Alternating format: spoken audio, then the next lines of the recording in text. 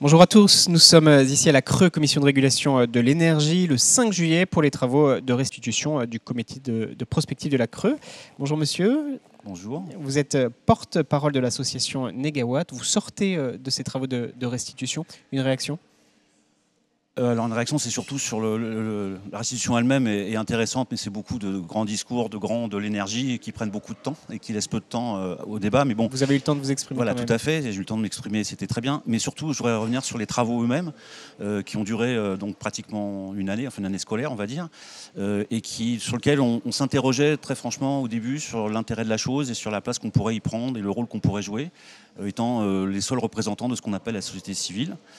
Et je dois dire que, en tout cas, dans le groupe de travail où j'étais, je dois saluer la méthode de travail, l'écoute qu'il y a eu, notamment des coprésidents, les échanges qui ont pu, de mon point de vue, faire avancer la vision des choses d'un certain nombre d'acteurs. Et au total, on a pu contribuer, je pense, d'une manière intéressante et positive, ce qui n'a pas été le cas dans les autres groupes de travail parce que nous sommes une association de bénévoles et on n'a pas eu les moyens simplement de suivre les autres groupes de travail, nous le regrettons. Alors vous êtes impliqué dans le groupe de travail numéro 2, si je ne me trompe pas, c'est réseau et système énergétique, c'est bien ça ? Oui, c'est ça. C'est quoi les enseignements forts ? Il y a eu la présentation tout à l'heure, quel bilan, si je puis dire, vous en faites pour vous ? Alors, on craignait vraiment à l'origine un tropisme très électrique, sachant que le vice-président du groupe de travail était le patron de Saft, les batteries. Nous avons pu introduire quand même une notion pour nous très importante, c'est qu'en matière d'énergie, il faut absolument partir des usages. Ce qu'on fait très peu. En général, on part des vecteurs ou de la production. Les usages, ça veut dire les transports, la mobilité, ça veut dire tout ce qui est chauffage, ça veut dire l'électricité, etc.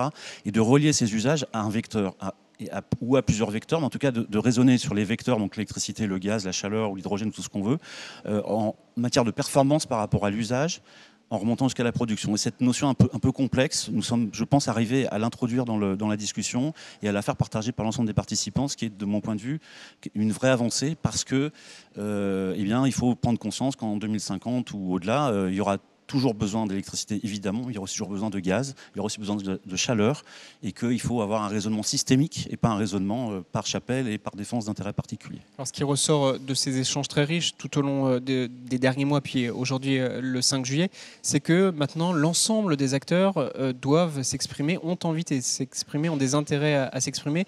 Jusqu'à maintenant, c'était peut-être pas aussi décentralisé. On va aller, selon vous, vers cette décentralisation, la possibilité de s'exprimer, d'intervenir ? Ah oui, de toute façon, la montée en puissance des énergies renouvelables est un fait acquis maintenant et je pense que plus personne ne le nie. Quand j'ai fait le premier raccordement réseau de photovoltaïque il y a 25 ans, on nous prenait pour des petits hommes verts, des martiens.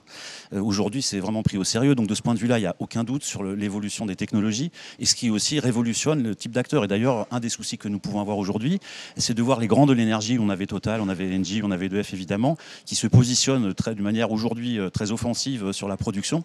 Or, autant on a besoin de grands groupes pour faire du pétrole, du gaz naturel ou du nucléaire, autant la production d'énergie renouvelable est extrêmement décentralisée. Le citoyen peut en mettre sur le toit de sa maison. Et là, du coup, ça rebat complètement les cartes, de notre point de vue, du jeu d'acteurs et des rôles de chacun. D'autant plus que non seulement c'est décentralisé d'un point de vue de l'énergie, c'est aussi décentralisé d'un point de vue des opérateurs. C'est dans les territoires que tout ça va se passer. Les collectivités locales, évidemment, montent en puissance. Et derrière les collectivités locales, eh bien, il y a tous les acteurs économiques, les particuliers, les entreprises, les PME, les agriculteurs qui sont dans les territoires. Le message est passé. Merci beaucoup. C'est moi qui vous remercie.